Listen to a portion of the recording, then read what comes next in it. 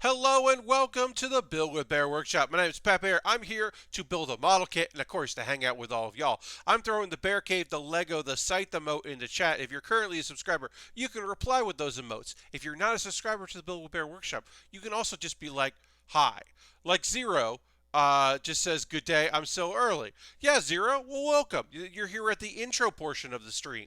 This is a thing that happens. Lord Crashington says, hey, Pat. Hey, Lord Crashington, welcome. Happy to have you. Lashbrook is here. Hi, Lashbrook. Aristophan is here. Great. We already got a great crew. We're hoping a few more folks decide to join us. If they don't, that's okay. If it's a small night, that's fine. Yeah, it's the intro portion, the hangout portion, the chance for folks to kind of like be casually late to the stream. And then we'll start building. We're working on the this is the Nu-Zeon Gundam. What are you going to build today? We're working on the Nu-Zeon. It'll be we're just starting the kit. The Nu-Zeon Gundam is right here. It's from Gundam Build Divers Re-Rise. I saw my Twitch recap email that I had you as my #1 channel last year. Merry Christmas #2. Hell yeah. That's awesome, Lord Crashington. So this is from Gundam Build Divers Re-Rise 0. You can see right over here, that's Captain Zeon. So yeah, it is a Build Divers Gundam. It's from Re-Rise. The whole thing of this Gundam is, so in the world of Build Divers, there is a thing called G-Tube. It is what you're thinking. It's YouTube, but it's called G-Tube. Well, this is a G-Tuber who puts up live streams of some of his G-Tube fights. His whole deal is Captain Zeon wants to bring respectability into the world of Build Divers, like the battling. So he's a righteous, just figure in the world, and he wants civility. So that's why he's customized a Gundam to look more like a Zaku. So he fundamentally misunderstands the world of Gundam, which is very funny. And I'm not honestly sure if it's a commentary on people not quite getting it, like thinking Char rules. Char does rule, but well, kind of. So it's a Gundam, but it's in the red colors, and we'll see when we get there. It's got I'll have to find the parts for it, but it's got it. Oh, Harold's hosting stream. Thank you, Harold. Does it have any iconic head? No, but it's got this piece right here is supposed to look like the tubing, the hoses of it. Does anyone truly understand Gundam? Says Harold. Yeah, it doesn't have a mono. It does have a mono eye. Yeah, it's got the camera at the top, and then it's got regular features. It's really just you don't see, with the exception of the Epion, you don't see a Gundam in this color scheme, this two-tone red. The red and gold, the Z on its chest. It is this thing of it's a Gundam, but it's got heavy Zeon influence, and that is unusual. It's not unheard of, but it's unusual. It is an odd kit that I'm excited to build, and it should be a fun one. But yeah, when I saw this start showing up, it came out in 2019, but I missed it. Hey, I've seen Red Gundam before. Yeah, I mean, Zero, I'm saying more than just Epion. I'm thinking the Epion, but that is not a main color feature in a Gundam. Most of your Gundams are going to be white with blue and maybe red or gold, and then sometimes they'll be black or green. White and green. Certainly a color scheme you're going to see there. Maybe even orange. Going to throw some orange in there every once in a while. But you're really not going to see a two-tone red Gundam in the world. Sometimes you do. But not always. So that's what we're going to work on. We're going to talk about a few purchases I made. We'll talk about some anime in the second hour. Oh yeah, totally. If Gundam were like Star Wars, the evil Gundam would be red. Yes, Lord Crashington, that is accurate. just finished watching the Desert Bus $1,000,000 stream. I had to leave midway through when it was live. Yeah, I caught the very beginning, Harold, to see what it was. Um, and I'm probably going to watch the replay later. That'll be my cooldown post stream. But yes, they hit $1,000,000. It's rad. For charity, that fucking rules. They hit well over $1,000,000. And yeah, and their pseudo explanation of why they were doing it was very funny. Of like, oh, we hit another hour. We owe them an hour, which is just very fun. So I'm gonna hit retweet on my tweet to say, hey, I'm doing this. And we'll go to the overhead and Gundam over, yeah, over $1,000,000. Yes, the Desert Bus for Hope charity stream event raised over $1,000,000 this year, which is incredible, particularly considering that it was in the year 2020. That's also extra fantastic, and we're very proud of all those folks, the lovely folks at Loading Ready Run, and others that make that happen. All right, so let's get some pieces together. We need G, H, and F here.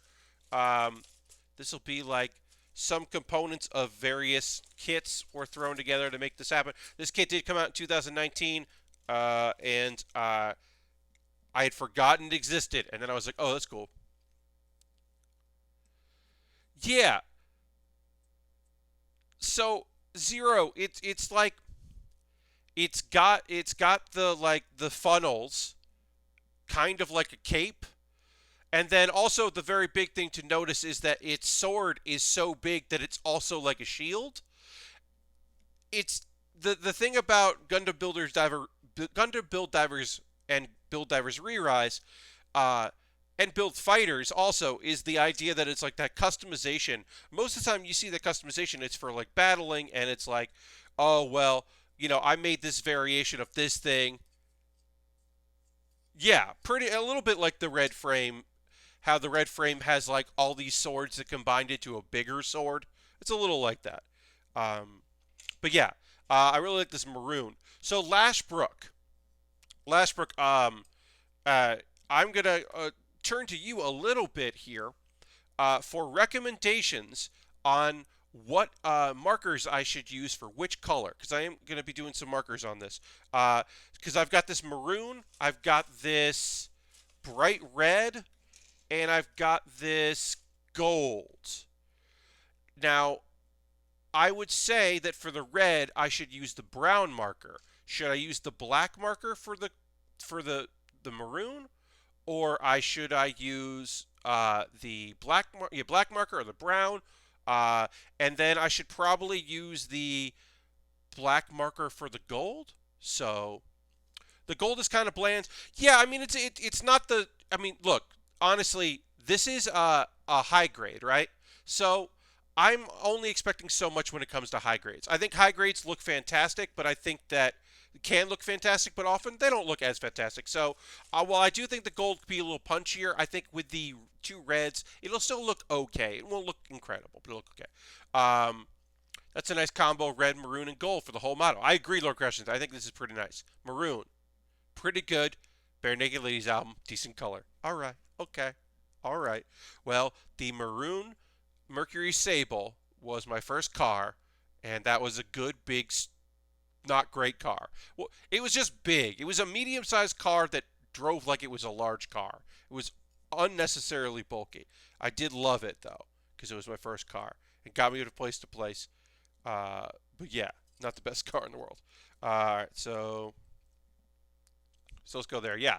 Lashbrook. Red is for sure brown. The maroon, I'd say, test them both on the sprue. Yeah, you're totally right. We will try that out. We will test both of them out on one of these to see if we like the red or the brown marker or the black. But for the red, we'll definitely be using the brown marker.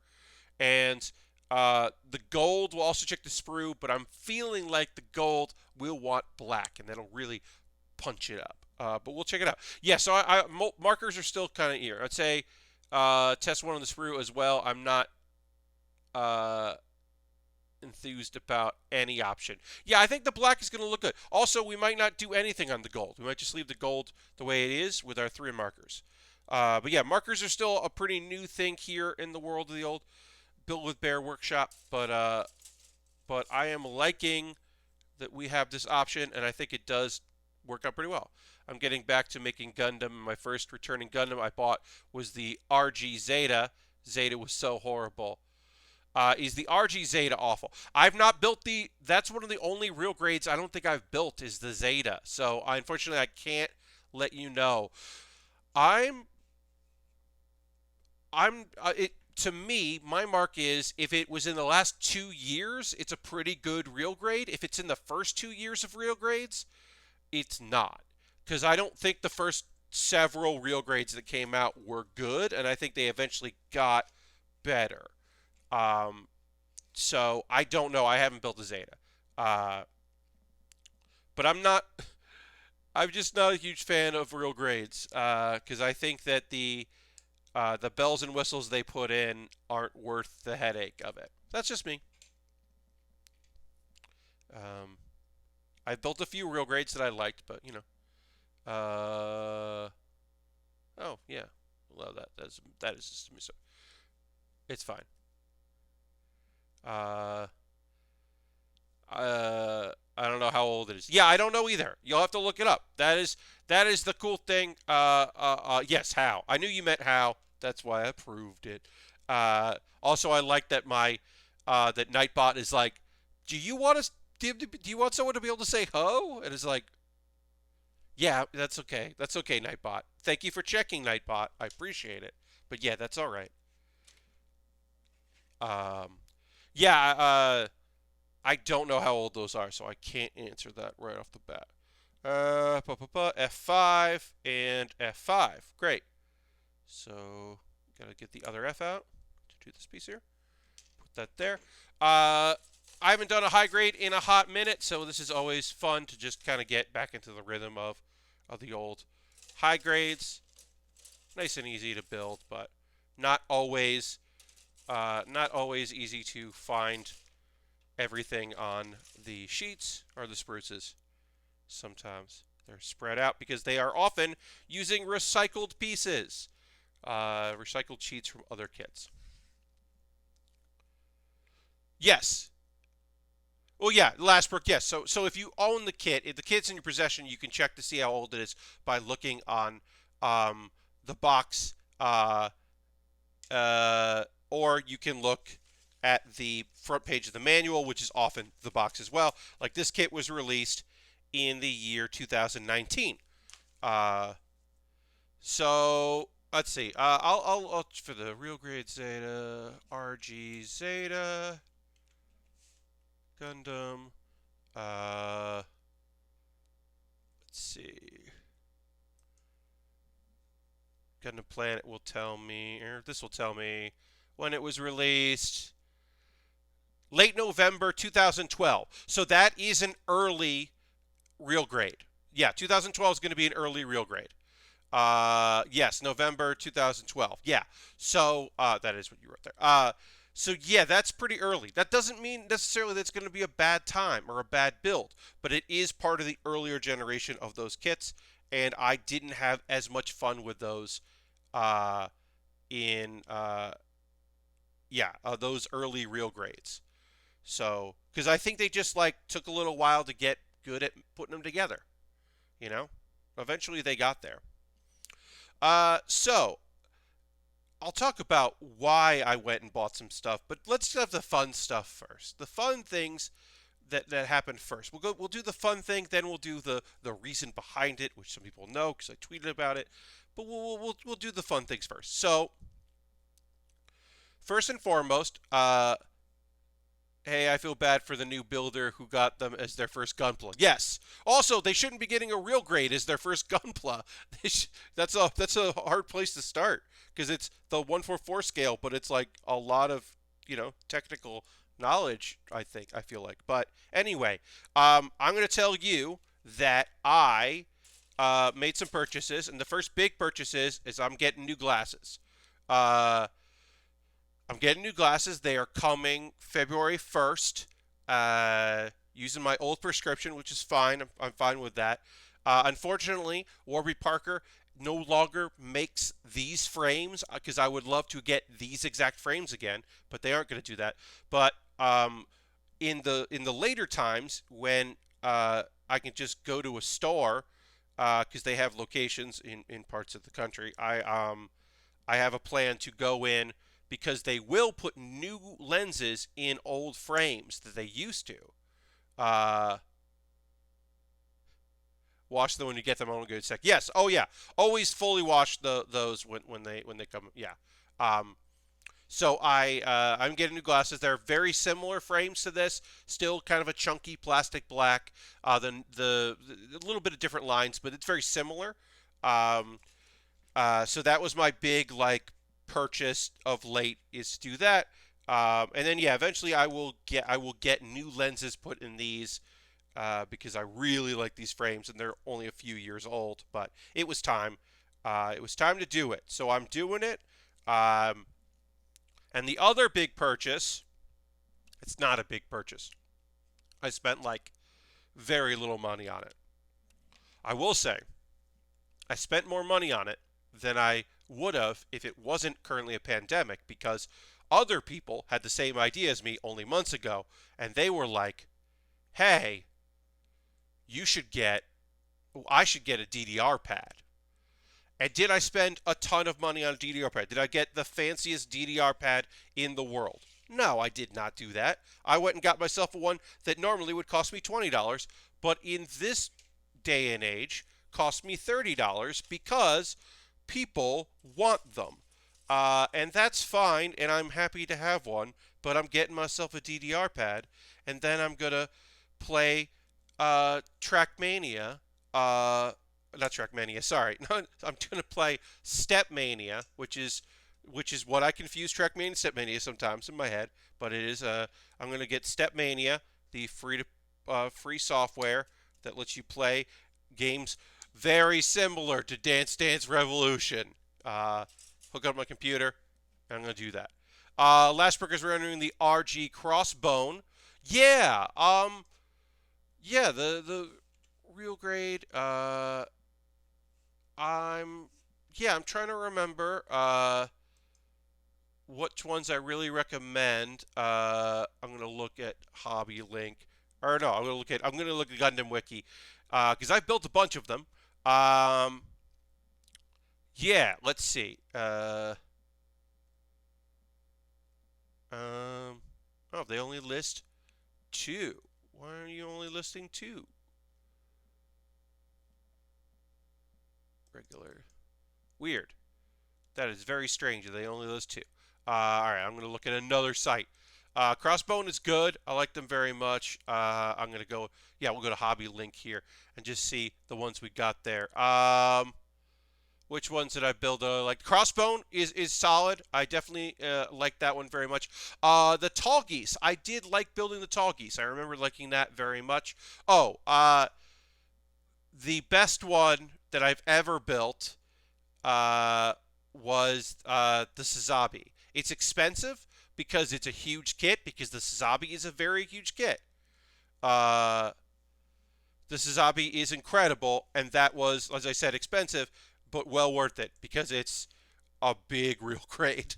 Uh, that's an unbelievable kit. Try and play Trackmania with the DDR pad and see how that goes. Yeah. Sazabi. Um, yeah. Sazabi. Sazabi. Real grade. Sazabi. Sazabi. The real grade is fantastic. Because it's a huge kit, it feels almost like a bigger model kit. But I'll put the spelling in chat there. It's Sazabi. The Sazabi is beautiful. That's a fantastic real grade.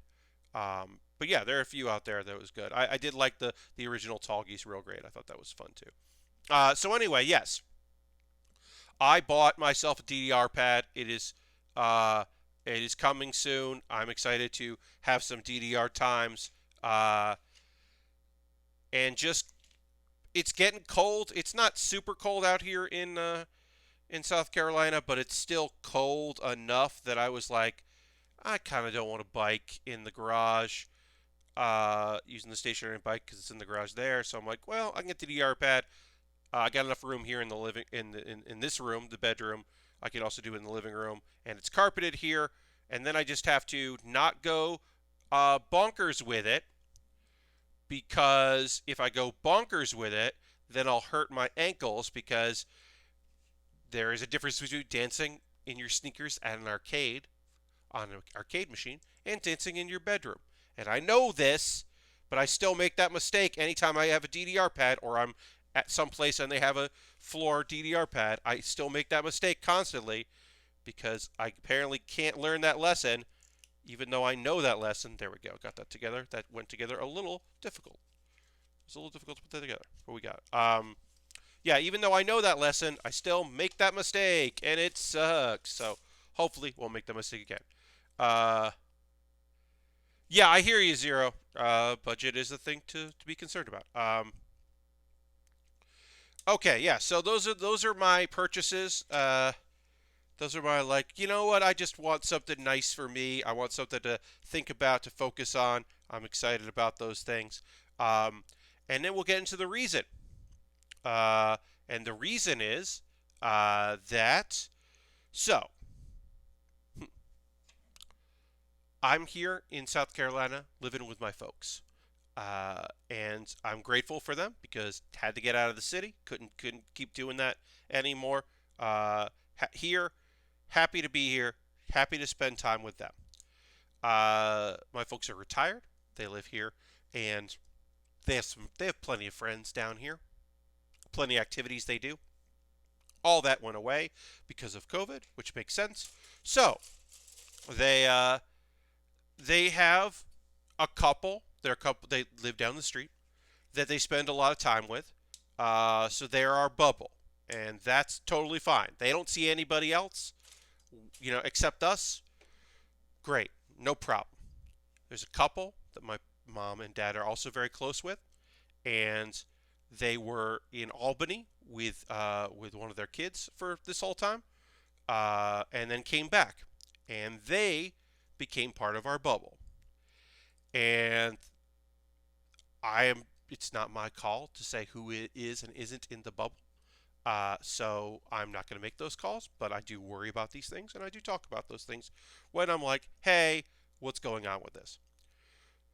So what ends up happening is that the one of the two people in the couple that have just kind of come down here again um, tested positive for COVID.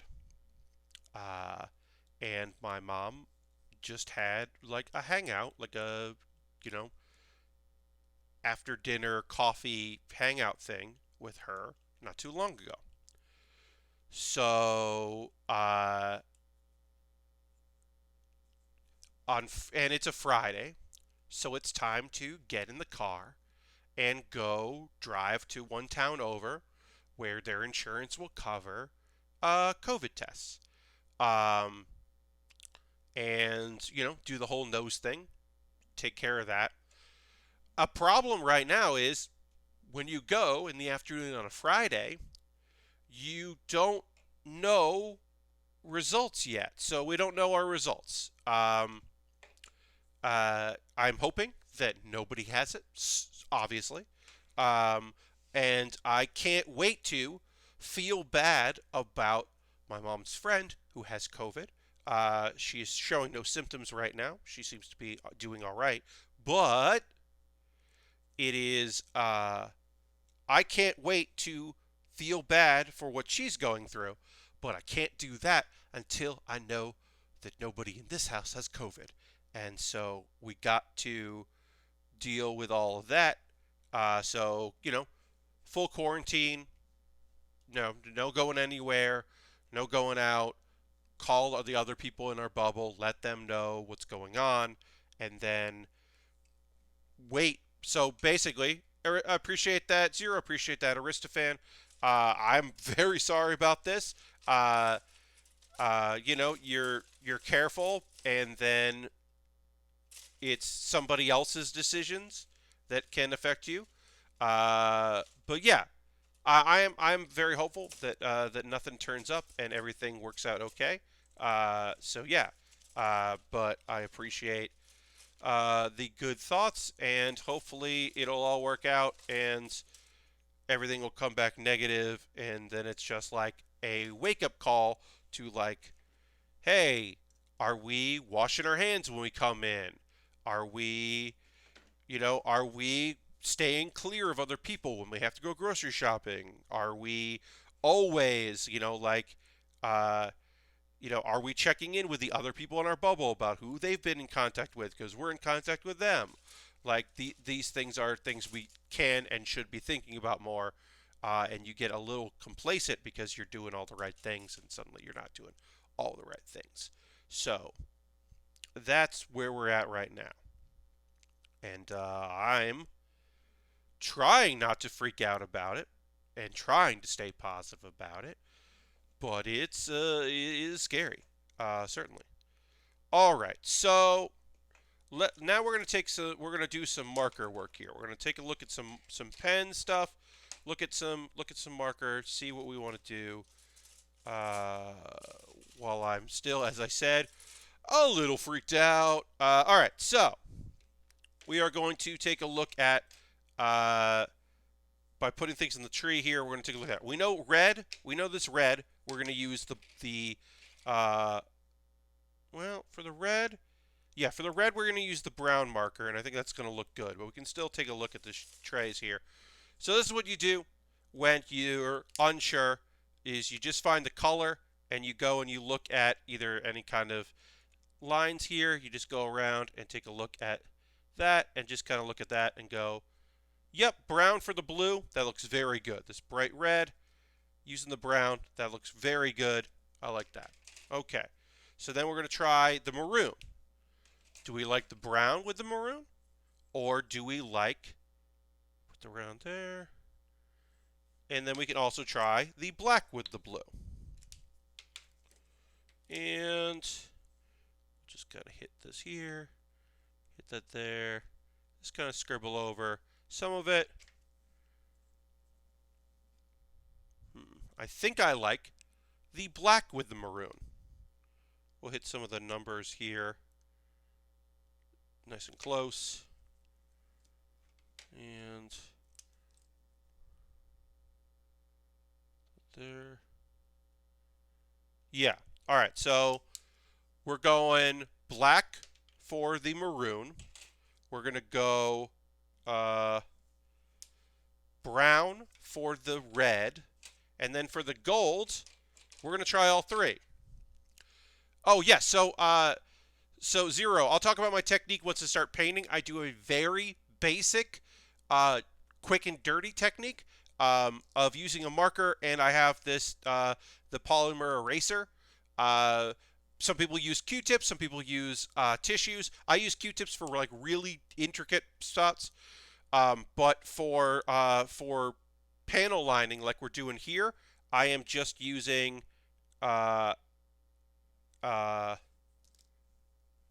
so that's the gray. I'm just using an eraser to clean up my area here. That's the gray. That's the black. And that's... Lesbrick says, talked to a friend of mine over Apex yesterday and told me both his parents got COVID. Oh, and he's getting tested. I didn't press for details, but he made it seem like he flew to Denver for a family New Year's party. And it's like, come on, man. Yep, it is like, come on, man. But it's, yeah. Traveling for anything outside of a funeral, I just can't see it. I just can't see it. All right, so I'm putting that on there. I don't think I like the brown at all. I don't think I like the brown on the gold. Yeah, it kind of gives this rusted look that I don't like. I'm going to do... This is the inside piece. So this is another thing you can do, is you can do the inside of a piece that's going to be mounted somewhere, right? So this is the stand that the shield is going to go on. So I do have gray. So what I'm going to do is I'm going to hit the bottom of this stand because you're never going to see this stand. So I'm going to hit the bottom of the stand so I'm getting a larger piece here. And I'm going to just do a couple different colors here. So I've got gray there. And I've got black here. And I've got... So yeah, so this is going to be the underside, so we won't even see that I'm doing this here. Yeah, so I definitely don't want to use brown. I think gray might be the way to go, because black I think is too much. Yeah, I think I'm going to do gray. I think I'm going to do gray for the gold. Here, I'll just do this. Just to see that. Hit this gray piece even before I get to it. So yeah, the quick and dirty method, you can be just kind of go in there and then just go hit it with your eraser, cleans everything up. Yeah, I think the gray is going to look good there. Yeah, I think the gray looks nice. It's not going to be much. It'll be fine. All right. So what I'm doing right now is I'm going to go and let's just add a text bubble. Text. We're going to do new text. Yep. All right. So we're going to say that red, we use brown marker. And of course, I'm going to change this up. Don't worry about it. Maroon, we're going to use the black marker. And the gold, we're going to use the gray marker. Yeah, and then we'll make this very small. And we'll just shove that over there. So red color, we're going to use the brown marker. Maroon color, we're going to use the black marker. Gold color, we're going to use the gray marker. That's going to be a lot easier for me to figure out as we go. And then we can do a little marker here. Do a little bit of marker work. Get some panel lining going here. So we've got a maroon color, and maroon we're going to use the black marker on. And, or wait, yes, yeah, that's what we're going to do. Red is going to be, yes, because red is brown. And then let's put that, yeah. I was looking for some Xeon custom builds, but there were none, sadly. Yeah, I mean, YouTube is great. It's a great resource for finding what some people are doing out there. Custom, people that do custom stuff are on Pinterest. They used to be on Tumblr. I don't know if they still are because I'm not on Tumblr to tell you if they are. But YouTube is where a lot of people go to put up time lapses or photos they're working on. Also, Reddit can be good for this stuff, although I'm not on Reddit that often. Try not to be anyway. Yeah, so we're just going to hit some lines here. Hit some panels, spots, kind of do it up, and then we'll just go and clean up with the eraser and try to do one color at a time just to make my life easier. So we'll hit all the things we need for this. We'll do the back. We won't do the back because the back is boring, but we'll just hit all the spots here. Try to make it look nice. Try not to get too much on the sticker we put on. We probably should have done this before the sticker, but that's okay. We'll just be very quick about that. And hit those there. And yeah. Tumblr could be dead. I mean, it still has a community. It's not the same. It is still very alive for fandoms. Fandoms still love Twitter or Tumblr because it is easy to interact with other people in the fandom. I always say Twitter is for putting your ideas out there and maybe seeing some replies.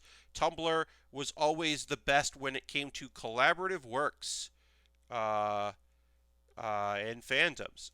So there's still people out there. It's not obviously as heavily used, but there's still some folks out there doing their thing out there and posting.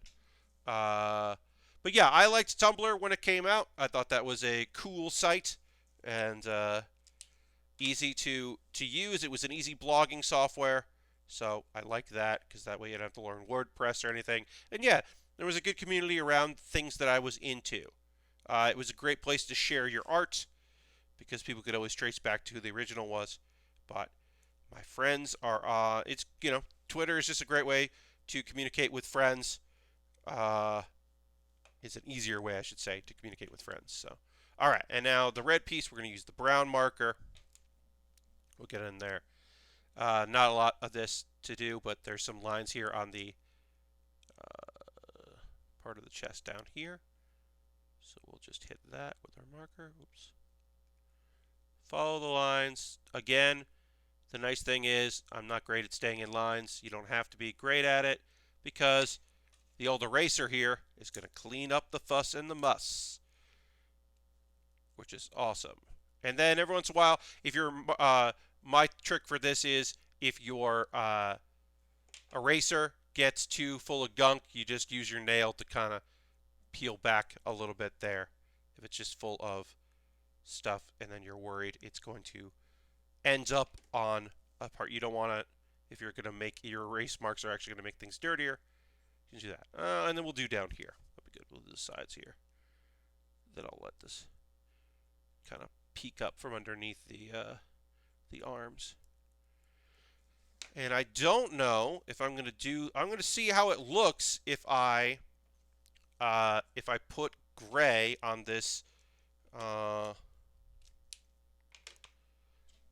Am I going to do every one of these notches? Would that actually look good? We'll do the Z up. The Z, this is definitely going to make it look cool. If I add a little marker to the Z here. Yeah, that's going to look neat. Yeah, that just makes it pop a little bit. I mean, this Z is already popping so much because it is on it's gold on maroon, so it already is going to pop. But does this work? Yeah, it's worth it. Damn, it's worth it. God damn it. I didn't want this to be worth it because it's very painstaking. It's not pain, it's just like, tiny.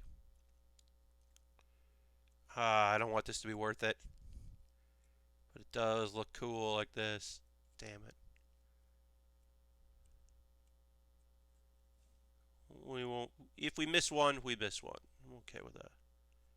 We're doing the underneath first, and then we'll go and do the top part. I could also remove this piece and do it separately, but I don't wanna.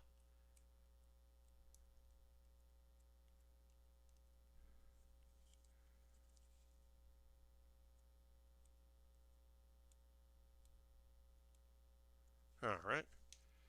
And let's see if there's anything else going on. Oh, I got a new video. I'll talk about it in the break. But yeah, I got a new video for Pat Bear's Anime Club because it is time for the Anime Awards, Crunchyroll's Anime Awards. So this year they're doing that you can vote every day. So they're only doing voting for a week. So I wanted to get that video out yesterday because it'll only be out for a week. So that video is of me. It's just basically I made a video of me talking about how I'm voting. And I go through all the different categories and talk about my reasoning. Why are you paneling like that? You don't you usually do it while it's still on the grid. So you can do it on the spruce. You totally can. I like doing it when in stages because, well, mainly I'm very new to this, right? So panel lining is not something that I'm super comfortable or familiar with. So I like seeing how it looks together and how it looks on the kit. Because sometimes there are lines that, like, I would have probably done the front part of this red here, but you can't even see it. So you're never going to see. Oh, I can pull these out. You're never going to see a line that's right here. There's a line, because we'll do it because I'm doing it now. This line right here, I'm going to put a line there, and I'm going to put a line there because if it was on the spruce, I would have done it. But I'm not worried about it because I'm never going to see those lines. It might be quote-unquote better, but I'm not really worried about it. I definitely, I'm not one of those people that takes a piece off, sands it down, really, does it up, does all kinds of cleanup before they do it. I'm kind of a build as you go, but that's also because I am building here for entertainment as a stream. If it was on my own time, I might react differently. Lashbrook says, I do it in between. I panel line after I cut the part out before I assemble. Yeah, you can do that in the between. You can cut it out. That way you get a sense of it. I like doing it on the kit as I build, but I also totally understand everybody else's reasoning. So Zero, something like this right here on the bottom, where you can see that the nubbin wasn't a clean nubbin on the end. You can see there's this little bit of white plastic you can see. It's fine. It won't even be a problem. It's going to connect to a kit. You're not even going to see it. Some people might sand those down where the nubbins were. Also, if I was using God hand clippers that only had a blade on one side and not the other, I'm not going to get those as much. But it's not a thing that I worry about. Oh, I got my headphones are here. Especially because these are quick and dirty builds, right? These aren't like painstaking builds. These are things where I'm like putting together and there, like my stickers might be a little off, and I'm okay. I've decided to be okay with that. Uh, because most of this is the process of building and being here and being together. To me, is more interesting and more important than being like perfect. Because also, I know I'm never going to be perfect because I'm not a perfect builder. My stuff's never going to look incredible. It's always going to look pretty good. And also, doing the panel lining stuff has definitely increased I think my output as far as like style and how it looks. But all right, so we need B22 and G13. I usually sand because I want things to fit perfectly enough. Yes. Yeah. Real grades. You're definitely going to need to do some fine tooth or fine work. I also sometimes will just clip at the end with the clippers just to kind of clean it up a little bit. Usually I'll do that for things like the head. That really does want you to add um, some fine detail. Whereas there are other uh, pieces that are probably not going to require that much, and they'll just go together fine. Um, but yeah, sometimes you can really see the seams. Brigadier Bacon is now following. Thank you very much. Perfect builders don't exist, so chasing that idea of being a perfect builder gets so many people out of the hobby. I totally agree with you. I think that, yeah, it is a fallacy that you can do things that like you're never gonna fail or you're never gonna mess up. Like you just kind of pick your battles and you learn by trying, right? Like I'm still not good at the old dry transfers. Hell, I'm not great at water transfers, water slide transfer stickers. Like I'm still not good at that. I would love to get better at it, and I will work towards getting better at it. But it is a thing where I'm like, nope, I'm still not good at this. I'm still trying my best to get those right. All right, so let us apply this sticker. Yeah.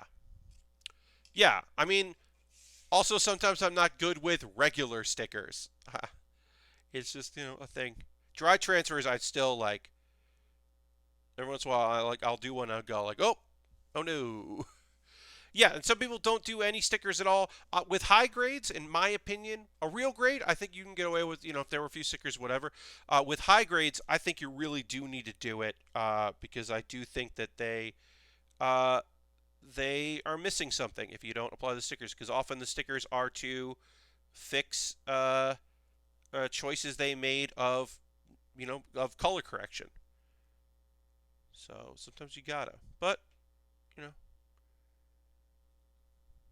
all right, we're using our X-Acto blade here. X-Acto knife blade. Place it in there. Great. Let's put more of this head on. We got another sticker to put on there too, so we'll do that in a second. The fact that you can put out this amount of quality with wire cutters says a lot about your skills, especially with red plastic. Yeah, I mean, like, yeah. So, are these the best tool for the job? Of course they're not. I really like them because even though there's a spring to them, these have almost no bounce back or resistance. And I really like using those. I really like these for that. Uh, for the fact that I'm like, yeah, it's like I feel like these allow, even though I can't say the words right, which happens, these allow for precision that I'm really looking for in my model kit building because I am doing it on stream. I am somewhat distracted. Hey, I used to use nail clippers to cut my gun plug. Gotta say it works. I mean, I used when I first started building. This was when I was just starting out and didn't have anything, didn't know what snipper clips were, didn't know about nippers, just used whatever. My first kits were put together using kitchen shears. So like the scissors that I found in the kitchen that were used for like like cutting meat and stuff. I had them. They were small, and so I used those. But yeah, use whatever you got. I had a pair of really nice clippers that eventually gave out on me, and then these I happen to have, and I just still haven't replaced them. Someday I will. Someday I'll get a very nice pair, but they do the job well enough for what I'm looking for. I mean, someday I'll have to build another like perfect grade or something, and it'll be like, I need better tools. All right, let me get these. Now that we're in there, let me get this sticker right. Those drooping down. Oh, uh-oh. There. This sticker just slid behind it, which, it shouldn't. That's not a thing that should be happening on this sticker. There. The eye sticker here just like slid up and behind the kit. So now I'm pulling it out, which is, annoying. Try to pull this out here. There it is. Got it out. Okay. Don't we all need better tools? Yes, indeed. I used wire cutters for my kids in the 90s. Yeah. I mean, you use what you got. But, yeah, the sticker is... Alright, I'm going to pull this sticker out, and I'm going to separate these pieces. I'm going to reapply the sticker. So I'm just going to put that there on the sticker sheet. And then I'm going to go and get out a tool, a better tool for the job. So, yeah, I'm going to try to separate these again, nice and slowly. Because this sticker... See if I can rock this out. This is weird because this is not two pieces. This is all one piece. So you would hope that this would work. Lashbrick says, I actually just put an order in for USA Gundam Store's version of the God Hands, as well as some new markers. Hell yeah. And the Haro kit. Oh, nice. Use the Gundam Store nippers. Only got them because they give free shipping on your order when you get the nippers. That is a good call. Yeah, if you need new nippers and you want free shipping and you're going to place a big order, like that is a good world. All right, let's try... Or a good way to go. Good world. Let's try this. There we go. Got it. That was a tough little thing to do. That's why I bought this nonsense. This kit is a very inexpensive kit for working on smartphones that I picked up and then took out one of them and replaced it with a screwdriver for doing old kits from the 90s that require screws. Hello, Bobby. Happy to have you here. Talking about tools, I got my first ever drawing tablet. Ooh, nice. That's awesome. Yeah, I started out, and that was like I got when I started doing the stream, I got my nippers, and I was happy with those, my old pair of nippers, and then I got an X-Acto knife because I was working. I got this X-Acto knife specifically because I was starting to do some papercraft stuff, and wanted that to for that, which was very helpful for papercraft. And then I realized that applying stickers was great because I used to use tweezers for sticker application, which I still do now and again, but the X-Acto is certainly better for that. All right. There. It's going to be very hard to see because the eyes are red and the background is black, but I got a sticker in where I want it. It's almost impossible to see. Whatever. I'll take a good photo of it. I'll take a better photo at the end. But yeah, that is... Oh yeah, and there's a little sticker on the back, so not even done. We'll do the one of the worst stickers you could put on a kit, in my opinion, is the sticker that goes on the back of the head, because it always just feels like, what? Why? Who's looking at that? Who's looking at this sticker? But we'll put it on because it's here. So we'll do the old peel back. Also, you know, this is a very small sticker. We're applying a very tiny sticker to the back of this kit for the rear camera, if this was real. And it's also this weird pink that barely was never going to show up. I'm weird with hobby knives. I have to use the chisel sharp knives or it doesn't feel right in my hand. I feel like I have a bit more control. Oh, I will say, the X-Acto knife, like, this is the only part of this thing that feels good. This kind of like weird metallic like handle part. And I guess there's a good reason for that because you want to be really close with it. But this is so slippery. It's so weird. I mean, I've gotten used to using it, but it is like, yeah. Oh, well, there's even more. What am I doing? There's more stickers. Almost all these stickers feel like they're going to be on the head, which is like, okay, sure. But let's get more of this head done here. In my opinion, this is my opinion, when you're working on a high grade, the worst part of the kit is putting together the head because it's the 1/4/4 scale. So the head is going to be small, of course. And that is the worst part of building the kit. And then, like, you know, you are dealing with tinier pieces because it's not the 1/100 size scale, but it's still easier to do. I just got a VR headset, and dang, I wish there was some kind of Gundam VR game. Yeah, some kind of cockpit mech game would be pretty rad. I could see that being real good. I know there's not a Gundam one, but I wonder if there is one that is, you know, generic mech whatevers. But that would be pretty neat. I could see that being cool. Yeah. Could see that being pretty dang cool. Alright, so we'll get that there. Separate. And now we will attach these two pieces. We'll kind of reference, see. It goes like this. It goes like that. You can always look at the photo. There's a mech game that Dan Teasdale Studio made. Yeah! Yeah, the golfing game. Is there a VR version of the golfing game?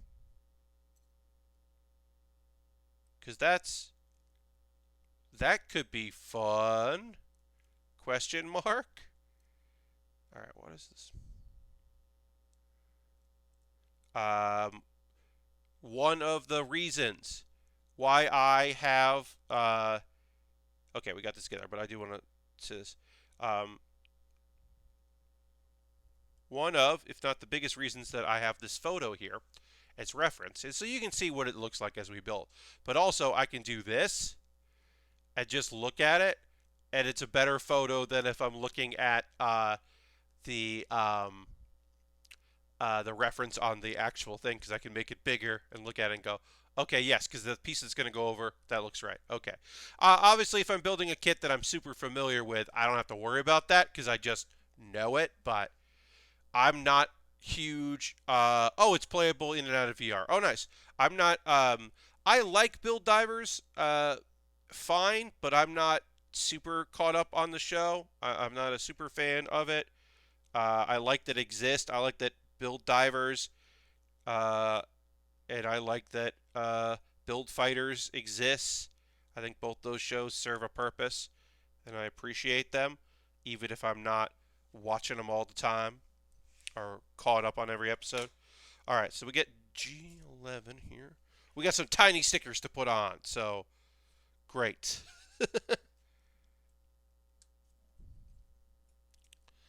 We will take a pause for the cause in a moment or two. I want to finish the head here before we start working on the arms. We will take a time to talk about ways you can support the channel if you'd like. Obviously, you don't have to. This is all going to be optional things we'll talk about. But we'll talk about ways you can support the channel if that's something you'd like to do. All right, so we need stickers 2 and 3. So let's get sticker 2 goes on top, so we'll do 2 first, and then we'll do 3. We'll put these stickers on before we put the piece on. These are small, but they're not that small, so they go okay. I think it might be VR only on the PSVR. Oh, okay.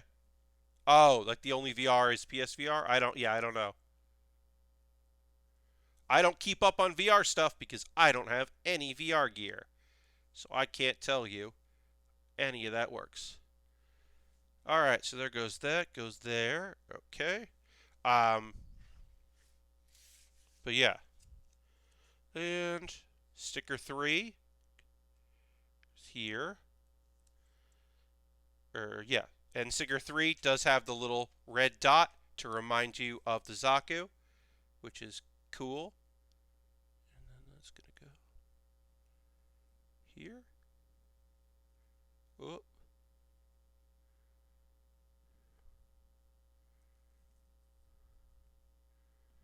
All right. Did that game come to PC? Yeah, I don't know. I don't know. That was, to me, like 100-foot robot golf was fun. I played a little bit at a party once, and then I was like, okay. And then that was it. And I never thought about it again until you just brought it up. All right. Okay. So we are now done with the head, except for a little bit of panel line working. And again, our red, we are going to use our brown marker, and we are going to do our dirty method here of we're just going to hit some paint in there, and then we'll clean it up. We'll just hit a little bit of this. We're not going to go too much with it. Just a few lines here and there, kind of make it pop a little bit. See if we can get some accents going on it. We'll do around the guns that are painted in. We'll get a little bit on our crown. Nothing too special. Just a little bit that says, hey, look at me. I'm the crown on this thing. I'm the head on this thing. Pay attention to me. And let's see if there's anything else I want to do. Well, we can do that. There. Couple lines there.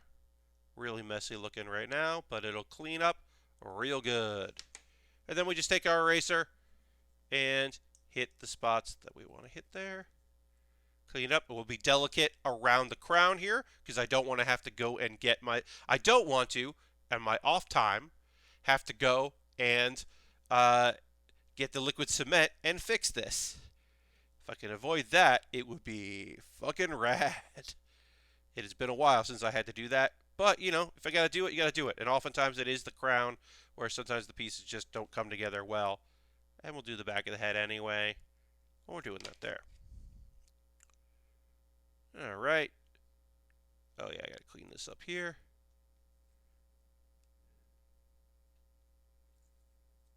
Great. And then we'll see, do we want to put, yeah, we'll put a little bit of what we're using for the maroon. We're using black for the maroon. See, this is why I wrote this down. That's why I typed it out and put it on the screen so I know what colors I'm using, what markers I'm using and what color. It's just going to make my life easier. So put a little there. Let's do a little bit there. And kind of hit that. Yeah. All right, and then we will hit the eraser. And there's no gold on the head, so we don't need to worry about gold. Using the gray marker. And now we've got a head here, and we will quote unquote, jump ahead to see if there's anything else we need to do before we do this. We don't, so we can attach this right there. There we go. We now have, within about an hour's worth of work on stream, you know, a little less than an hour of stream, we have completed the chest and the head of our Nu-Zeon Gundam. We've gotten some paint on it, a little bit of marker work, I should say, a little panel lining done, and it is looking pretty snazzy. And especially, I think the brown on the red of the head there is really making this look great. I think that it looks really sharp, so I'm really liking that. And I do think that the gray here on the gold actually looks pretty good. So, happy about that. Okay. So, if you are new to the stream, or it's been a while, here's what's going to happen. The Z on the chest reminds me of the Lord Zed putties from Power Rangers. Did they ever do Super Sentai Gunpla? They did. I have built mini Gunpla, the mini Pla of Voltron. They also did a version of that mini Pla. Now, on the stream, I've only done Voltron. They did mini Pla of the Zoids, or Zords. The Zoid is a different thing, which I've also done one Zoid. The Zords from Power Rangers, they have done mini Pla of those so that when you put it all together, it's like a pretty reasonable size. So the small little ones aren't that. And I do think that the Green Dragon Zord is pretty big. I've never built that. That was like very limited release, and so I never wanted to put the cash down for that. But I do know that that exists, and that is something I would like to build. And I'm sure they've made it for other ones. Those are just the ones I know about because they were re-released for nostalgia. Anyway, here's what's going to happen. I'm going to talk to you for like a couple minutes about ways you can support the channel and what I do. This is like my ad break, but I'm reading the ads, and all the ads are for me. And then when that concludes, we'll get back to building. So, if you're new to the channel, this is just my chance to kind of talk to you about ways that you can support through various methods. If you are currently a subscriber to the channel, thank you. You can throw the emotes in the chat and let the people know that you are a subscriber via emotes. You can see tier 1, the $5, gets you the Pat Bear Bear Cave emote, which is you're all part of the Bear Cave when you become a subscriber. Welcome to the Bear Cave. And also the emote of me as a Lego person. And then the tier 2, which I love very, very much. If you're a tier 2 subscriber like Aristofan is, you get the Death Scythe Pat. Which is great. And the nice thing is, my new glasses that are coming are similar enough in frames that I don't need to go to pay the lovely Xandra, who made my emotes, to be like, hey, can you update the glasses on my emotes? Here's some money. Hey, Julie, welcome. I don't have to ask that, which is great, because I don't want to spend that money. And she's got a lot on her plate. She's a light novel author. She's got stuff going on. She does her own streams, works on games. She's got a lot going on. So I'm going to talk about some ways you can support the channel if you'd like. Becoming a subscriber is a great way to support. Gifting a sub to someone in the community. You could join Bobby and Silver and Aristofan in gifting subs.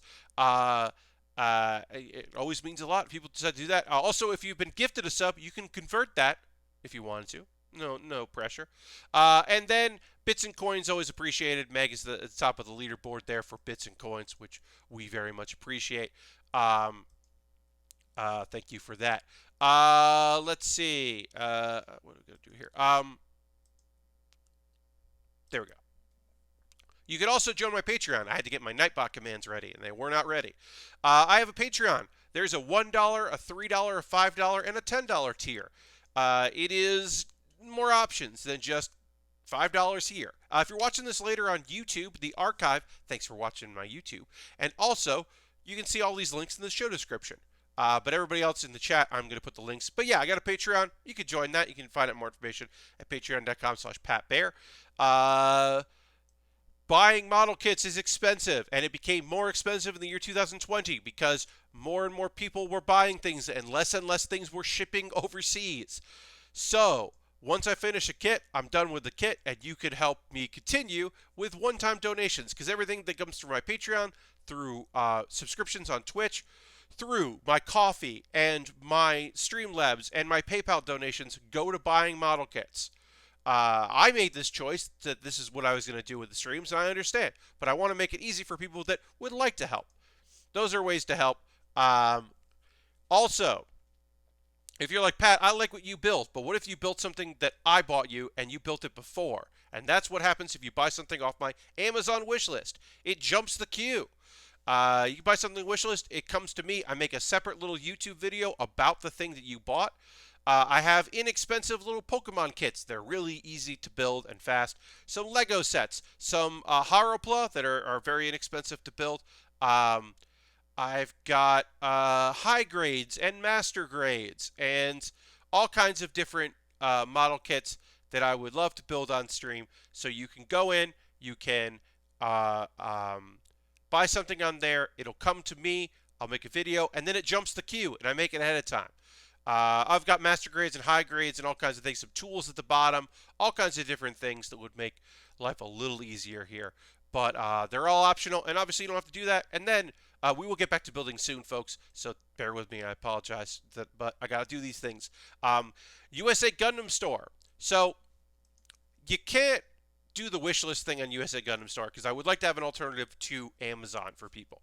But you can buy a gift card from USA Gundam Store. So you could buy a gift card, and then you could send me a DM on Twitter because my DMs are open, or a whisper here on Twitch and go, here's the code because I bought a gift card and they sent me an email with a code. Now you can do it. And then I'll buy something from USA Gundam Store and treat it just like it was Amazon, in which I build ahead of my backlog.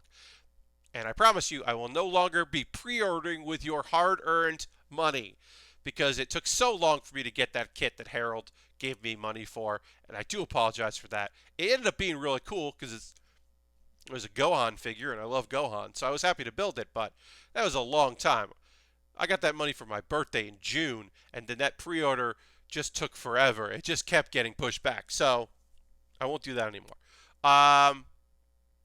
If you were like, Pat, I'd like to support you without spending any money. Well, you can, just by watching and hanging out in chat, you are supporting me, and I appreciate that. You can also support me by joining my Discord. It is a lovely little place where people post photos of things they're working on. There's a promote yourself, so you can promote yourself to members of the community with your own things. And I'm in there like once a day, just, checking in on people, posting links to things that I'm excited about. Very low-key, very chill. Feel free to join that. Let's see. Okay, a couple of videos I want to promote. Pat Baer's Anime Club. I have a new video up. It is my guide to the Crunchyroll Anime Awards. So I talk about every category, tell you what I'm picking, and then I actually vote for it on the video. And you go there for my picks. You stay there for my continued gripes about the best couple category and how there's always people nominated for that category who are not couples. Last year, the Kaguya-sama Love is War, they won, and they're nominated again, and the whole point of that show is that they're not a couple. It's about them trying to make the other admit their feelings so they can become a couple. They're not a couple. And they also put in two people that are definitely not a couple, and it's just annoying. Also, if you haven't watched Tower of God and you want to watch Tower of God, stay clear of the Anime Awards because the Anime Awards nominations, a character is nominated and it is a fucking spoiler for Tower of God. So if you haven't watched that anime and you'd like to, don't stay clear of the awards because I didn't know they were going to do it. I hadn't seen the lists. I was like, what the fuck? What if you just look and you go, wait, what? Terrible. Rude. I know it came out last year, but still. Very rude. Anyway, that's Pat Baer's Anime Club. Entry grade model kits. I think it was probably the last time I plugged this video, but I made a video about entry grade model kits. Entry grade is the new style. It is now the new place you begin. It is, entry price point.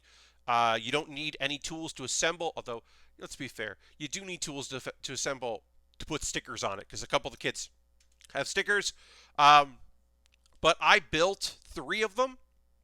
The RX-782, Deku from My Hero Academia, and Goku, Super Saiyan God Super Saiyan Goku.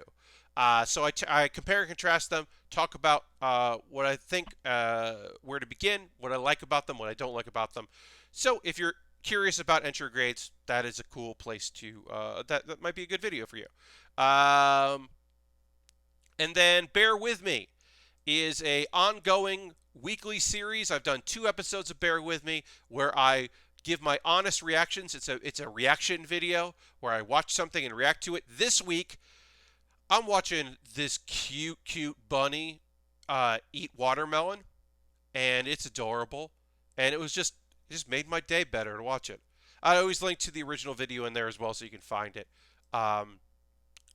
The one for next week is, so the first 2 have been like, oh, this is awesome and funny, and then the second one is, this is adorable.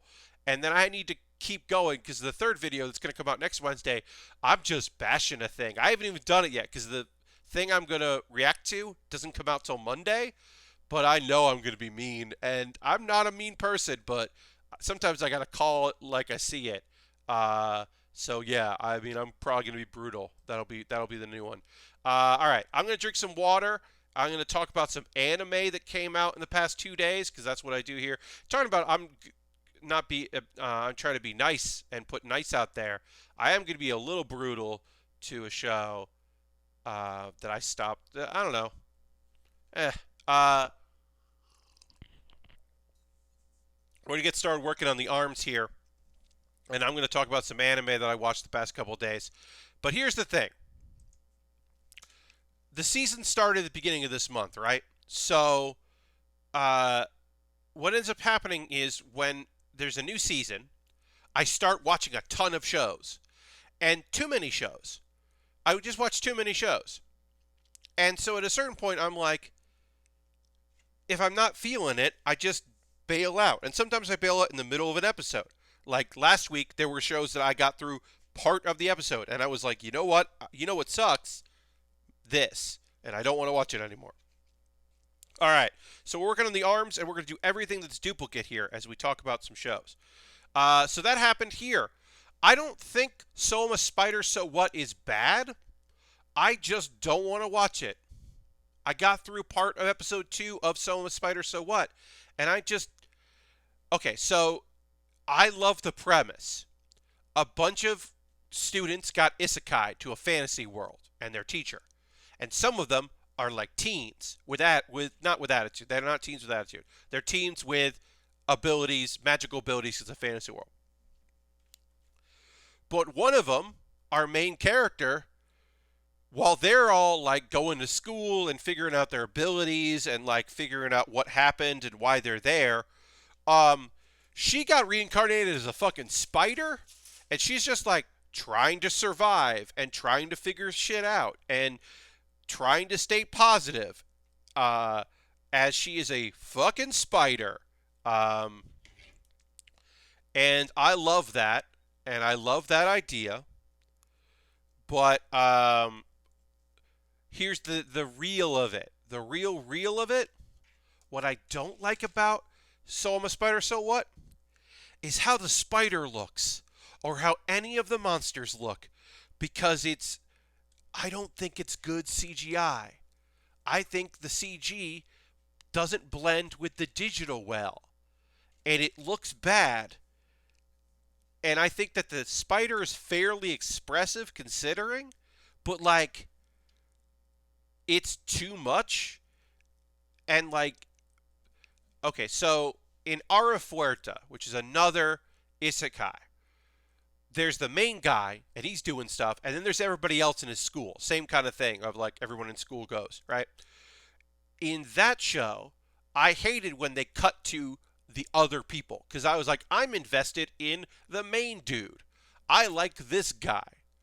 I don't care about the other students. In this show, I can't wait to go to the other students because I can look at the other students and not be unhappy. Because I very much dislike how the spider looks. And the spider is the main fucking character, and so I should not be unhappy when she is on screen. So this is a me problem, not a Soma Spider So What problem. Do I like having isekai with a female lead? Of course I do. I like that this is both it's postmodern in two ways, in that it is doing a weird reincarnation, and it also is a self-aware one, in that she knows what light novels are, and she knows what different world stories are. I think that's very clever, and I like it. But it's hard to look at, and so I'm not going to anymore. Uh, Another show I'm done with. Look, here's the real truth is, I didn't even watch episode 2 of Back Arrow. I watched episode 1 of Back Arrow last week because, for one reason, I wanted to know why the show was called Back Arrow and why the main character's name was Back Arrow. Backarrow. And I told you last week that I found out why the character is named Back Arrow at the very end of the first episode. Because he has amnesia and he doesn't know what his name is. And in the anime, a character who is mad at what has been happening calls him a Bakiro. Bakayaro. Baka Euro. Bakiro. Which kind of sounds like Back Arrow.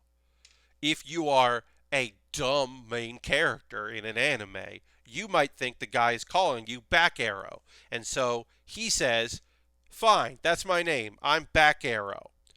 So it's funny because he's been called a fool, a Bakero, and he's like, yes, that is my name.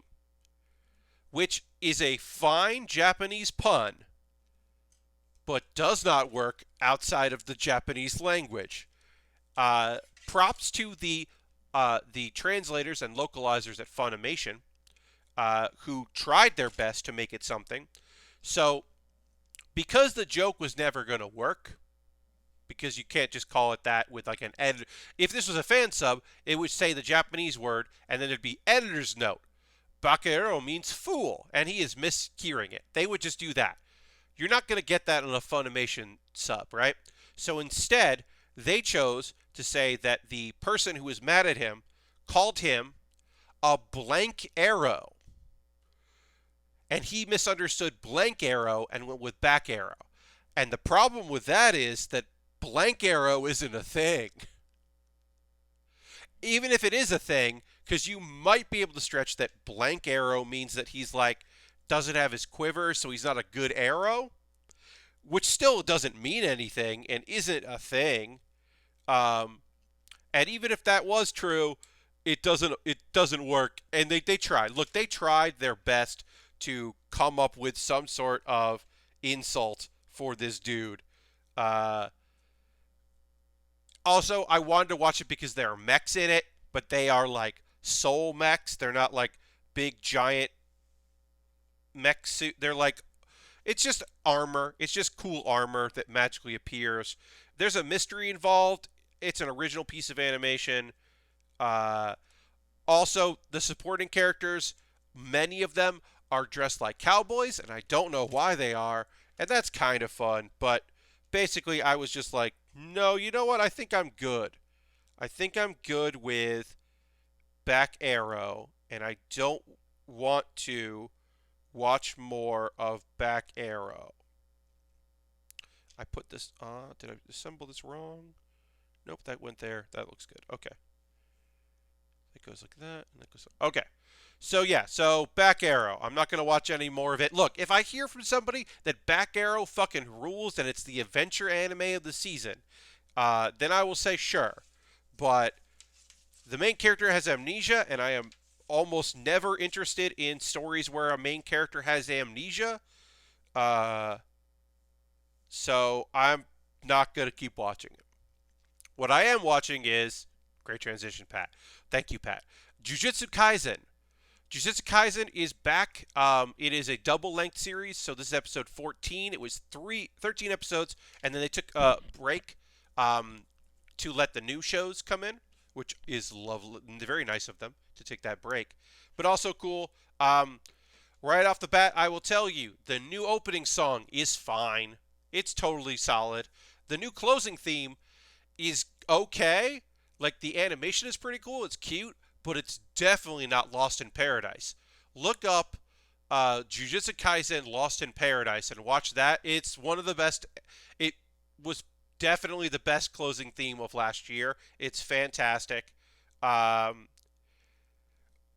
do I think that it's is better than Shout Baby from My Hero Academia? No, it's not better than Shout Baby, which is one of my favorites of modern times. But it's still good. So I still think that it worked out all right. All right, looking for D. D8. This is E's. This is D. This is also D. Yeah. Okay, so to the actual episode, because I'm talking about what I think of the anime or music, but let's talk about the episode. So, we see a little bit of Geto, the evil sorcerer guy, and the curse that Yuji almost defeated but didn't defeat because the guy got away. And the volcano dude. The volcano dude has most of his body back now. He's getting back his body. He's regrowing it after his fight with Gojo. So Geto is like, all right, let's go back to our original plan. If we need Sakuna to help us, let's get the rest of his fingers so that he will side with us and we can trade that, for and get his help. Because their plan is eventually to kill every human on Earth and replace them with curses.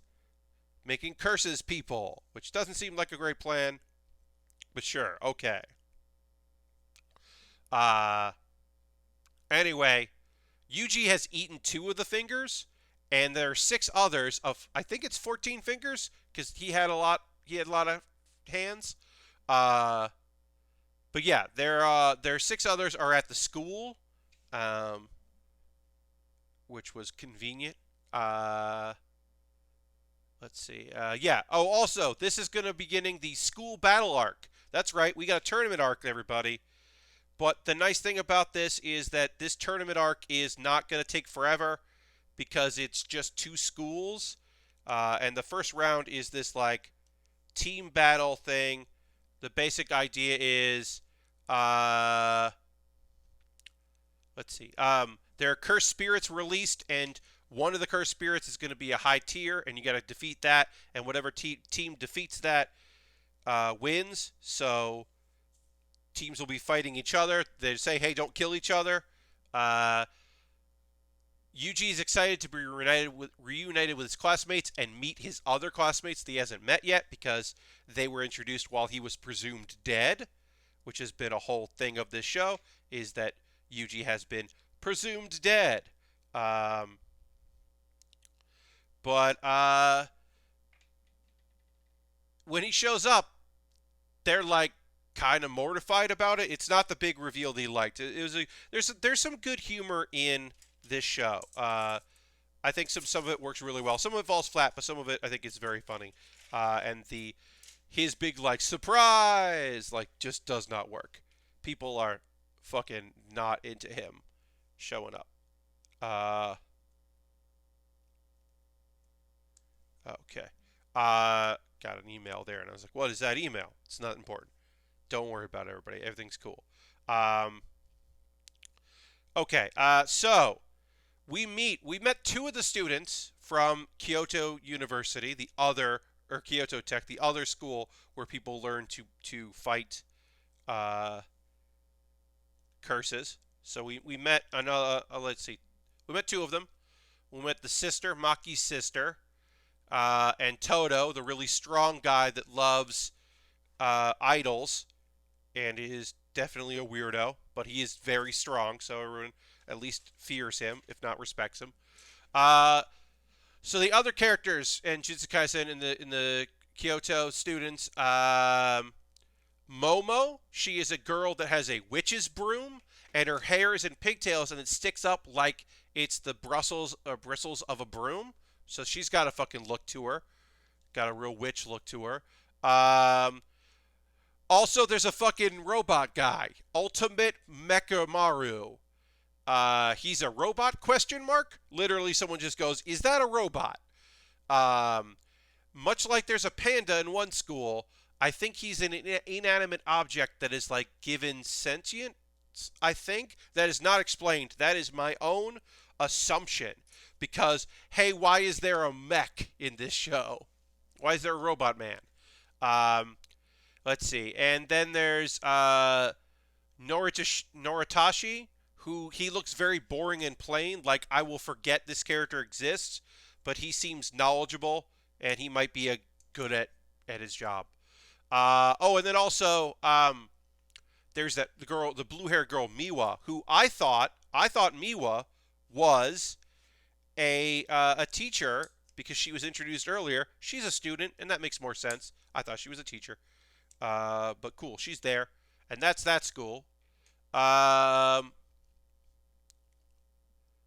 oh yeah, also they strategize, and it's kind of like okay, I gotta, Yuji's like, I gotta learn what people do. They gotta learn what I'm about, because so that way we can, like they had a strategy going in, but now that can be changed up because I'm here. Meanwhile, the Kyoto school is like, the principal's just like, okay, forget everything else. I don't care if you win or lose. You're gonna all kill Yuji because he is a vessel for a demon. He's not human anymore. Kill Yuji. Which is harsh, but I get it. Um, oh, when the Tokyo team is talking, they're talking about what's going on and they're talking strategy. It's nice to see Megumi being like, if we were fighting hand to hand and we weren't using our powers, none of us we couldn't altogether beat Yuji because Yuji is really strong. I don't know. That was just nice. It was nice to see him be like talking up uh, Yuji, and he's like, I don't even know, what skills he has, because he was just like, what are your skills? He's like, I'm good at punching and kicking, which is true. He is very good at punching and kicking. Um, so let's see. Toto is openly against it, but he might like the murder plan, but he might just do it himself. I don't know. He's a wild card. Uh, and then yeah, and then we're gonna get into this tournament in the next episode. We're gonna start it, and I guess everyone's gonna just immediately go after Yuji and try to murder him.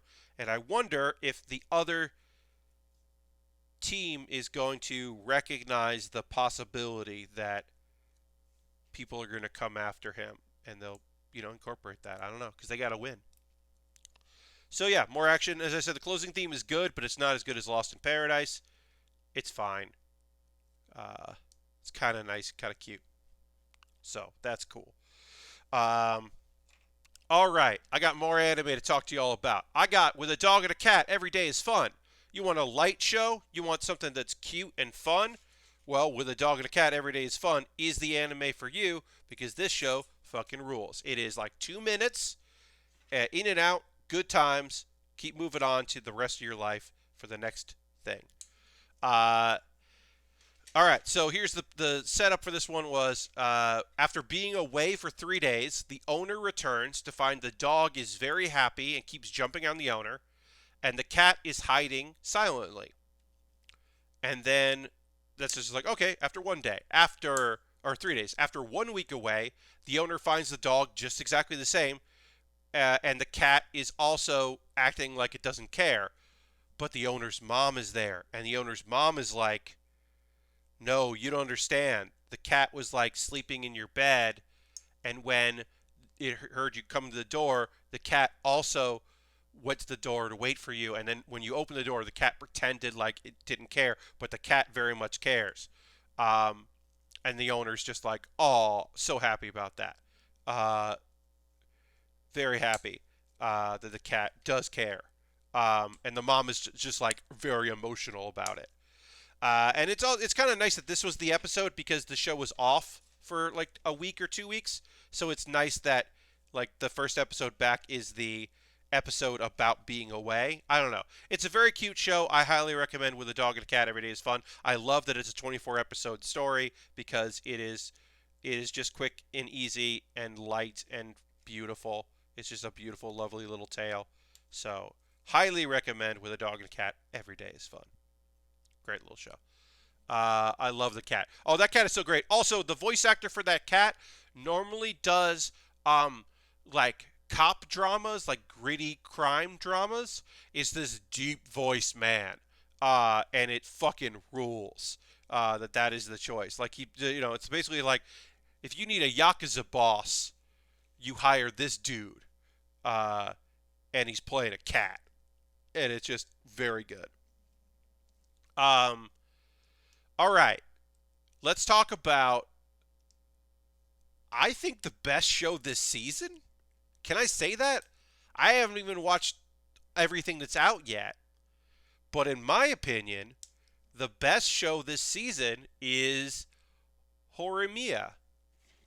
It is a lovely romantic comedy show that's like doesn't talk down and seems very real and very earnest in its like relationship stuff. It's about like how the faces we put on and this kind of mismatch pair that are like definitely vibing with one another, but definitely don't think either like knows what that means or that they deserve it or anything like that. And it's just like I don't know. It's just a lovely show. It has been one of my favorite things of the season so far. Uh, it bookends just lovely. The episode just bookends so lovely. So Hori and I'm gonna call them Hori and Miyamura, because that's their names. Those are their last names. Uh, One is named Kyoko, and the other. It's episode 2. We still don't know what his first name is, because that's actually a big part of this episode. She doesn't know what his name is. She doesn't know what his last name is because she's like hasn't spent a lot of time with them until now. So she's like never known it.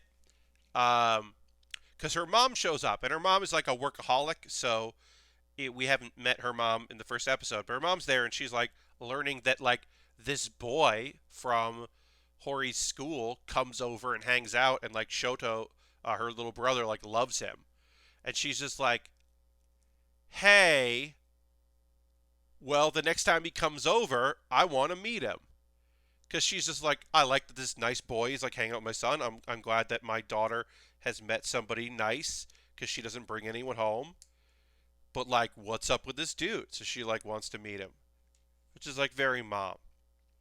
Uh, let's see. So they're like, okay, they're gonna meet. Also, they went shopping. The beginning of the episode starts with them shopping, and she's like singing along to this anime song, and then in the store as they're walking by, and she doesn't even realize she's doing it, and he's just like, "Oh, that's cute," and she's like, I don't know any songs that kids our age like. I don't know any popular songs. I only know anime songs because my little brother watches anime, uh, and I know all the lyrics, which I think is like, yeah, I get that.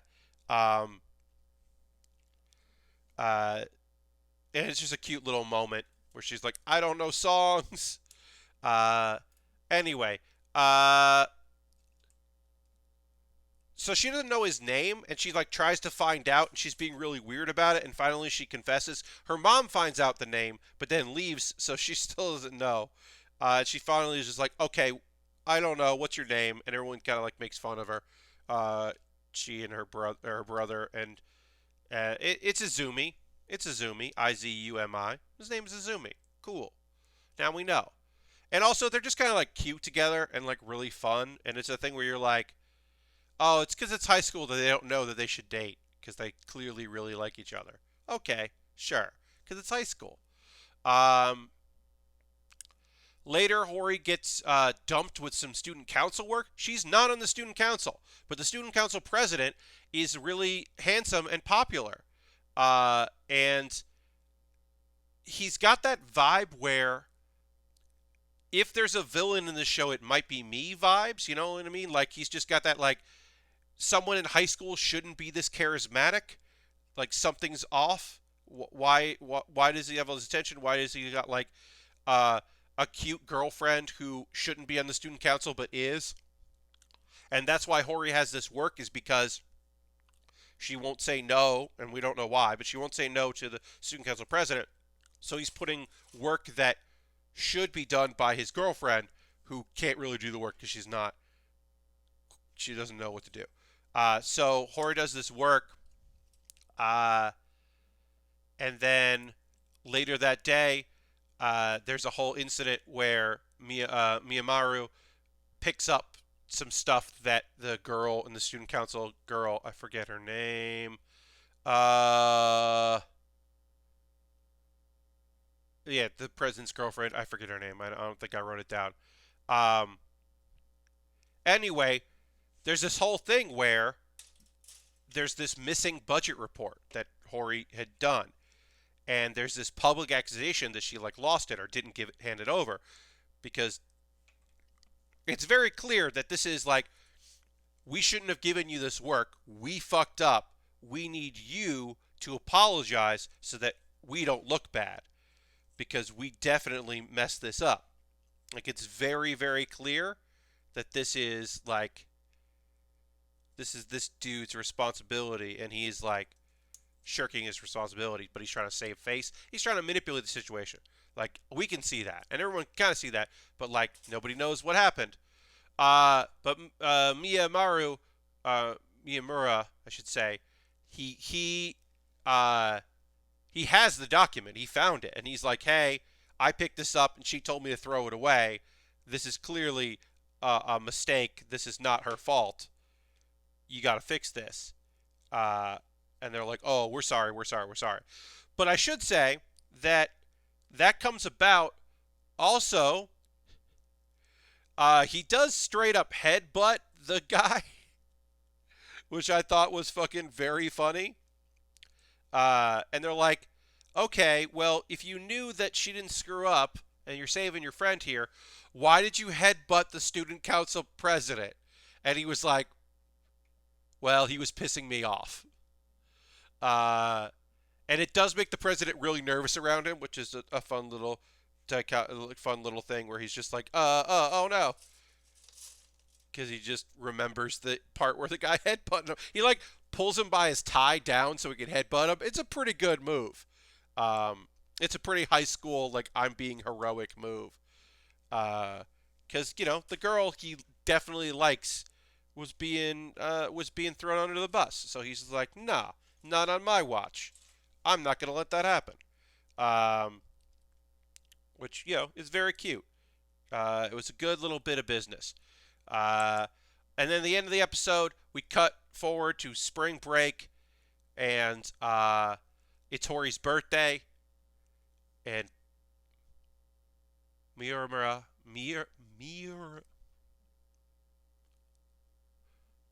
this dude, Izumi. I'm going to call, you know what? Fuck it. I'm calling this dude Izumi from now on. Because his last name is a little hard for me to say, and I'll get better at it. But Izumi. We learned his name is Izumi in this episode. So Izumi is like, "Hey, I got you a birthday gift. It's a CD of popular songs that are out right now." Because he remembers that is something that she is like wishing she knew more about. And she's like, "Oh, these are the songs everyone listens to?" He's like, "I don't know. It's the songs I'm listening to. These are the songs that are out right now that are good." And it was very cute, very touching.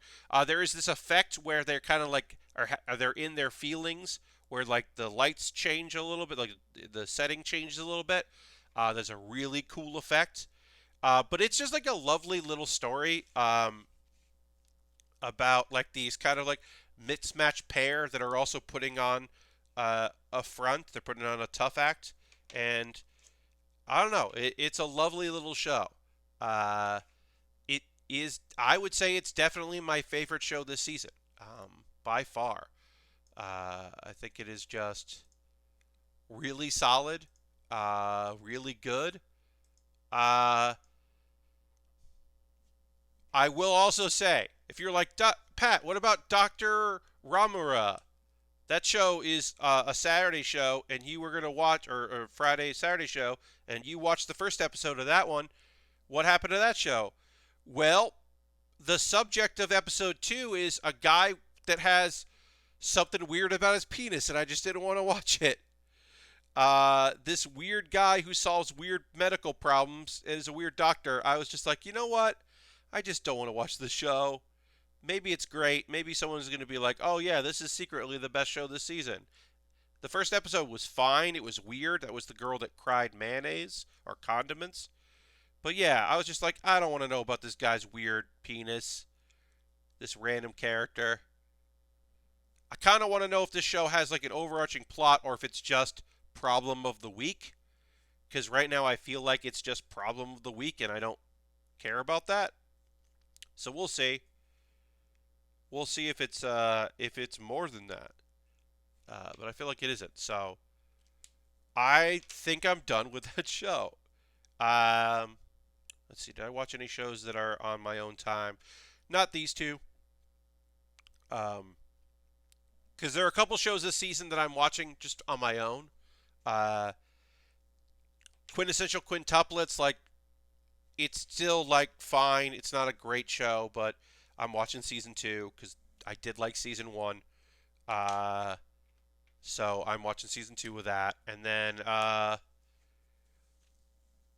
ReZero I'm watching. That's just like a show for me. Uh, and I am enjoying. That is a show that I got caught up on last year during this whole lockdown, and I'm liking it. Um, yeah, Soma Spider. So what? I think I'll come back to. That was the one that I was. That was a show that I've been excited about because I think the premise is so good, but I just don't like how the spider looks, and I don't think I'm gonna get over that. Um, but yeah. Uh, I haven't watched Egg Priority. I don't know anyone that is. I might watch Egg Priority, but I might never watch it. I don't know. I guess that's a psychological thing, so that's generally not my scene. The old psychological horror kind of shows generally aren't my jam, so I probably won't watch that.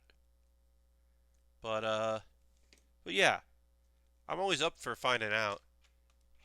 And then I don't watch. I'm not watching. Uh, what do you call it? Um, I only know when Attack on Titan is on because it fucking breaks Funimation's site. When that goes live, or right before it goes live, it fucking breaks the whole site because people want to watch it so bad that if I'm trying to watch something on Funimation when that comes out, I gotta steer clear of it because it just gets errors. That's the only way I know about that because I gave up on Attack on Titan when Eren turned into a Titan. That long ago, I was like, oh, I'm done watching this show because that is not something I care about at all. Uh, I liked the show when it was humans, the last defense against these monsters. And that is not the story that the manga wanted to tell. They wanted to tell that part of the story, but also the story of uh, humans that can turn into them because of the whole who the Titans are and how they become it, and wanted to tell that story, and then also stories of this like the island and what it really means, and then also wanted to tell stories about or tell the story of like the whole Ackerman family line, which is really just fucked up and seems really shitty. Uh, yeah. Then when I read up on it, that the whole reason that this show exists is because the mangaka once at a bar that was part of a um, yeah, it was at a bar when they were accosted and bothered by a drunken foreigner with blonde hair bother them at a bar, and that stuck with the mangaka for years, and then eventually that led to Attack on Titan. And then I was just like, oh, that makes so much fucking sense. That is your that is your incident. That is your creation of this show was that's the yeah, of course. A weird encounter with someone from another country led you to create that show. Cool, cool, cool. Also, there's a soldier in the show that is directly named after someone that led a genocide on Koreans, Japanese military person. So that's real fun too when you find that part out. You're like, oh, cool, cool, cool. I'm so glad this is the event of the lifetime is the final season of this show. Cool, cool, cool, cool, cool. Very cool. I'm saying that sarcastically. It's not cool. But yeah, that is the anime events. Oh, so it's a Lost of Us 2, a Last of Us 2. A little bit. I mean, it's just like, look, I didn't need it. The thing is, like, this is somebody who was like creating a grand epic out of the idea that there are naked giant humans that eat people, and we got to figure out a way to fight them. And he's like, yeah, but what if also if I was really shitty and xenophobic? What if that and nationalistic? What if I was also all of those things? Like, anytime an anime or any piece of media has uh, the ruling government is bullshit, so the military's got to take over because they're not doing the right stuff. They're not doing things right. They're fucking up. So we need to take over and establish a new government. And you're like, fucking yikes. All right. Like, I don't mind if your anime has a moment where you're like, wait, who are the real bad people? Are we the bad people? Like, fine, sure, have that moment. But, damn, dude, I don't fucking know. Real fucking weird shit on that show. And it's got, like, a cool, weird mythology that I'm somewhat interested in. But definitely not interested enough to, like, watch it. Oof. Anyway, we're almost done with the stream. I'm going to do a little bit. I'm going to assemble these two parts, and then we're going to go, what happens at the end of the stream, Pat? Well, I'll tell you. We're going to raid. I'm going to find somebody else to go and bring us to. Are they model kit builders? Generally not. Generally, they're almost never. They're just cool people. They're usually on the west coast of the United States because that means they will continue to stream. And we'll go and we'll hang out with them, and I'll be in chat for a little bit. And then I'll go and do other things that I gotta do to get the stream up, or the archive up, I should say. And then I'll be back on Monday at 9 p.m. Eastern and continuing this model kit. So B1 is... Sorry, got real confused there for a second. Couldn't figure out how to get this going. But yeah, so I'll be back on Monday.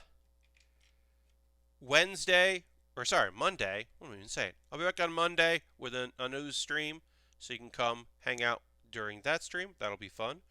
We will continue to work on this kit and hang out. And let me get this parts together, and then we will call it quits, and we'll go and raid somebody. So I'll figure out who that's going to be, because I never know until the end of the stream. Great. Got some of this arm done. We got some progress done here. Got some stuff worked on, and we'll continue to work on it. So let me go to this overview. But yeah, thank you for the new folks. Thank you to the folks that are returning. We'll go and check out, let's see my list here. Let's see. I'm going to go and see when our friend here started her stream, because I want to see when she started streaming so that we can go and join. Oh, we're going to go check out Mary Kish. Mary rules. She's just the best, and she's playing Tabletop Simulator, which is cool. So we'll go and hang out with her. 'Cause she's not playing a horror game, and I'm psyched about joining her stream when she's not playing a horror game. But Mary rules, and her community's rad. So feel free to come along in the stream. Thanks so much for hanging out. I hope you have a great rest of your night. Feel free, again, to come along on this raid. Again, I'll be back Monday, 9 p.m. Eastern, continue working on this. Next Wednesday, I found some free uh, uh, jigsaw puzzles, digital jigsaw puzzles. So we're going to build that on Wednesday and play that online. And then I'm going to play Cloud Gardens. That should be a fun, very chill stream. So come to that. And thanks so much for being here. I hope you have a great rest of your Saturday. And I'll see you in the next stream. Goodbye, goodbye, goodbye, goodbye, goodbye, goodbye.